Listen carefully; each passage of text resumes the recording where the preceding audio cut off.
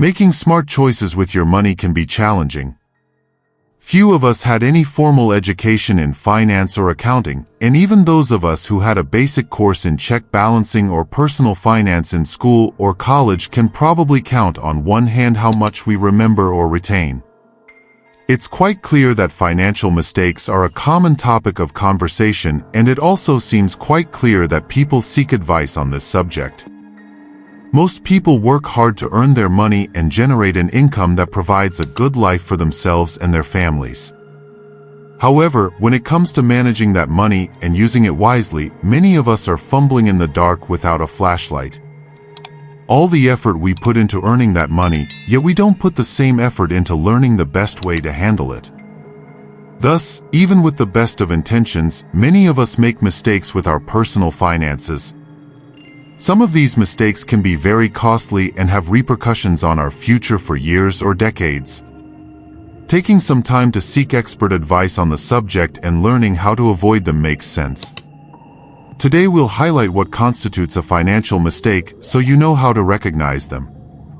Then, we'll provide a brief note of caution about how each person's financial situation is different, but good and sound financial advice can be applied to anyone, regardless of personal specifics. Finally, we'll get to the important stuff and probably the reason why you clicked on this video, our list of the 8 most common financial mistakes, such as borrowing money intelligently when an unexpected event happens in your life, along with recommendations on how to avoid financial mistakes that can harm your long-term goals. But before we continue, click like and subscribe to our channel to always be up to date on how to improve your financial life. What is a financial mistake? First, it's important to understand what a financial mistake really is.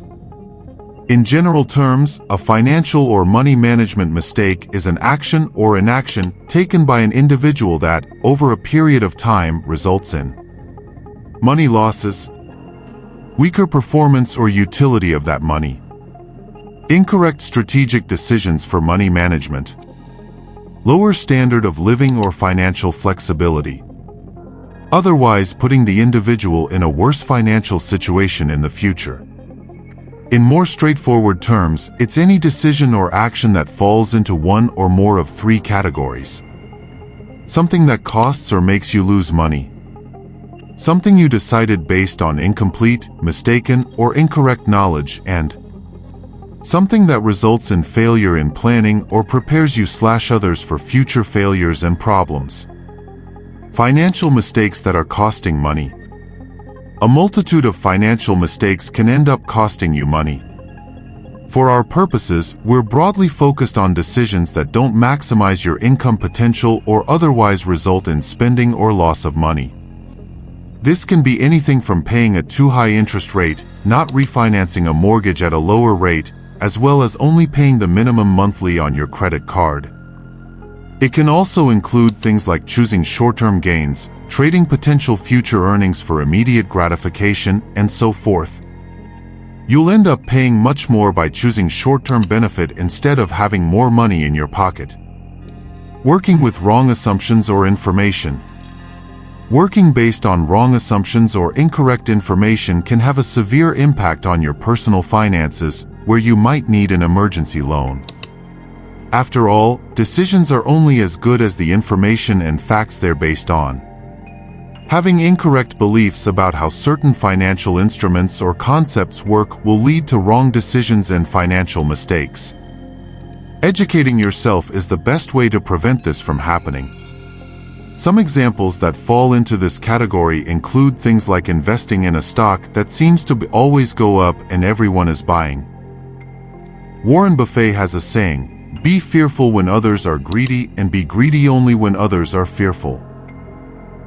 Another example of a huge financial mistake is that banks know how much house you can afford.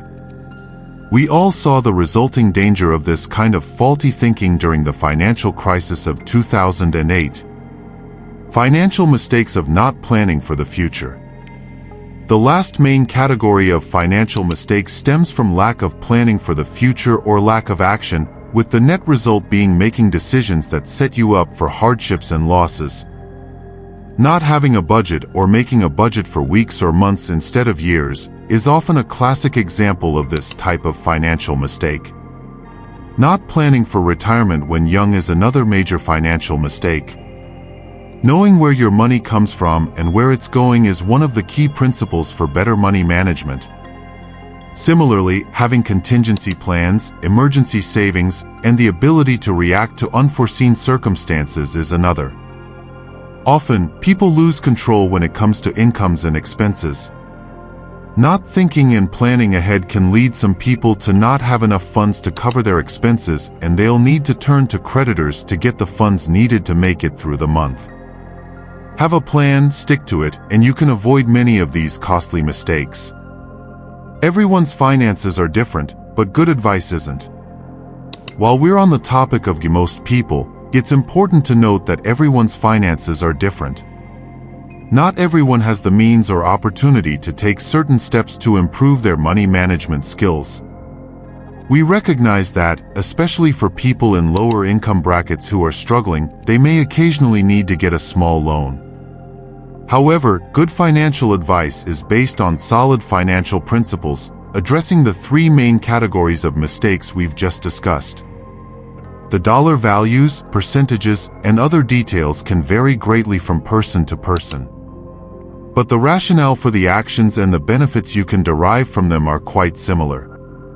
So whether you earn $100 or $100,000 a year, you're likely making financial mistakes, and there are things you can do to avoid them and improve your financial situation in the future. Common financial mistakes and solutions to avoid them. Without further ado, here's our list of 8 common financial mistakes and solutions to avoid them. First, how do I stop spending so much money? One of the most common mistakes people make is spending much more than they planned on non-essential items. Often, you're already spending more than you realize. That daily premium coffee, small things you buy at the store, it all adds up real money. There's nothing wrong with spending some of your hard-earned money on luxuries or things you want, but make sure you can afford it and know how much you're spending. For example, if you stop at Tim Hortons every day on the way to work, grab a large coffee and a muffin, and work full-time, that'll end up costing around $840 a year. $20 a week on non-essential shopping adds up to over $1,000. Little things add up quickly. How to avoid spending so much money? Limit your non-essential or discretionary spending. If you budget, make sure to create a category for these types of purchases and stick to it. You can also reduce the frequency of non-essential purchases, in our example above, maybe buy coffee and a muffin twice a week instead of every day. Use coupons, deals, and promotions to pay less. Be thrifty by bargains, don't pay full price for everything. Weigh your need for some luxury item now versus the security of having some savings or money set aside for the future. Find cheaper alternatives for your existing non-essential expenses. Prioritize stability and long-term savings over short-term rewards. Second mistake, how much can I afford for a house? Whether you buy or rent your house, apartment, condo, there's a good chance you're spending more each month than you should. Traditionally, experts and advisors suggest you spend about a third of your income on housing. This has been seen as a decent shortcut method to figure out how much you could afford on a house. But it doesn't take into account many expenses or details and can be too high for many people in the modern era. The physical space and room in your home are all well and good. But paying an extra $100 a month on a mortgage or rent to have space and then having a room that goes unused 95% of the time just doesn't make sense. And the bigger you go, the more other unrelated costs to the purchase go up: utilities, taxes, insurance, and more. All of this can result in buyer's remorse, especially when money is tight or the market sours. In good times, and when your income situation is stable, having extra space may not seem like a bad idea. But when push comes to shove, you may regret the extra costs and wish you had opted for something a bit smaller. How not to overpay for a house? You should carefully consider your needs and wants when it comes to buying or renting a house of any kind. Assess how much space you really need for everyday living. Always estimate that things will cost more than you expect, because in life that's often what happens. You can also consult one or more spreadsheets and articles to determine how much you can afford for a house. Rent out extra space in your existing home. Refinance your mortgage when rates are low. Make sure that when planning to buy or rent a house, take into consideration how you would pay the rent or mortgage if you lost your main source of income for 6 months, and, if you couldn't, try something a little cheaper. Third mistake, having no plan to pay off debts. Debt can be a ball and chain you carry around everywhere, hurting you financially and decreasing your quality of life. Debt can also cause a lot of stress, strain on personal relationships, and much more. While some debt is actually positive for your credit score, most people have much more debt than they'd like and are healthy. Credit card debt, mortgages, car loans, personal loans, just the interest on all of this can drain any kind of extra money you earn in each pay period. It's money you could be putting into savings to avoid debt in the future. When you get stuck under a mountain of debt, sometimes dubbed the debt spiral, the result can be a cycle that perpetuates itself. There are times when everyone needs a little extra money, especially when it comes to taxes, but don't get into debt just to impress the neighbors. You can't improve your debt situation unless you develop a plan to deal with that debt. Simply making the minimum monthly payments is extremely expensive and will take years or decades in most cases. Making cash advances with credit cards is even more expensive. And you can't just ignore your debt either, or you'll end up with collection agents chasing you, a credit score that's low, and no hope of improving your finances. So it's essential to develop a plan and stick to it to tackle your current debt. How to avoid getting into debt? Develop a debt repayment plan, which includes paying more than just the minimum whenever possible. Know how much you're spending on debt payments each month and what the interest rates are on your various accounts and loans. Then you can make smart decisions and research the best ways to handle your debts, such as reduce your expenses and shopping and allocate more money to debt repayment. Pay off the account with the highest interest rate first. Look into balance transfers to cards with a promotional zero-interest offer. Don't spend more money with credit cards or other payment methods than you really spend. Try to pay the credit card bill in full every month. Take out a debt consolidation loan or a loan with a lower interest rate than what you're paying and pay everything off at once. Consult experts in debt relief or settlement services to try to settle the debt for less than the face value. Research and utilize free resources for managing debts from governments and nonprofit consumer assistance agencies. Fourth mistake, not worrying about retirement in the future. For many workers, especially those in their 20s and 30s, retirement seems far off. Saving money for retirement often ranks low on the list of priorities for people in this demographic. However, as the saying goes, failing to plan is planning to fail. This age range is actually when your retirement savings are most valuable and when you're most capable of saving for retirement. Later on, if you get married, have children, and own a home, expenses will quickly increase, and you may never be able to save enough for retirement. Similarly, setting money aside now when you're young gives time to generate the best returns in any markets or investments you choose. $1,000 set aside when you're 25, with a modest annual return of 5%, will amount to over $7,000 when you're 65. Finding $50 per week to put into a retirement account from 25 to 65 will result in nearly $300,000 at 65. Over $200,000 of that will come from returns/interest/dividends. What's the best way to save money for retirement? Open an RRSP account, either through your employer or privately if none is offered. Fully contribute to any provincial or government retirement benefit account. Set money aside, even if it means giving up some luxury or non-essential purchases, especially when young.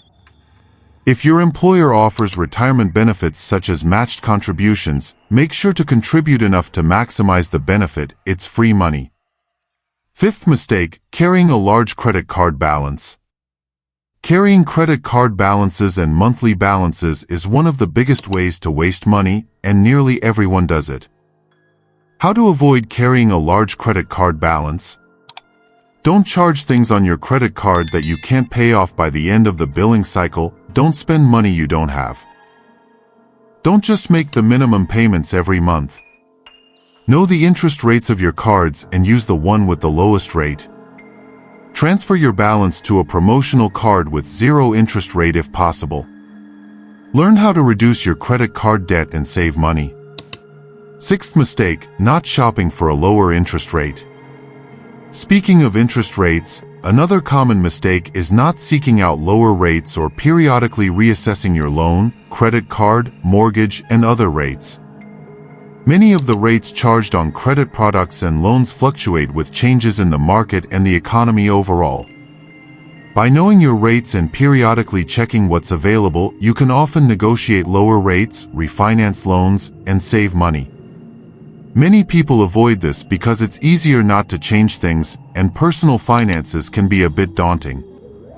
But you can save hundreds or thousands per year. It's worth some discomfort, research, and effort. How can I get rid of credit cards with high interest rates? Periodically check with your creditors and credit card issuers, including online resources, to determine current average interest rates. If your rates are much higher, negotiate a lower rate. Transfer your balance to another credit card with lower rates. Get a debt consolidation loan. You may have to pay a small amount for the service, including some fees, but it's almost always much less than what you'll save.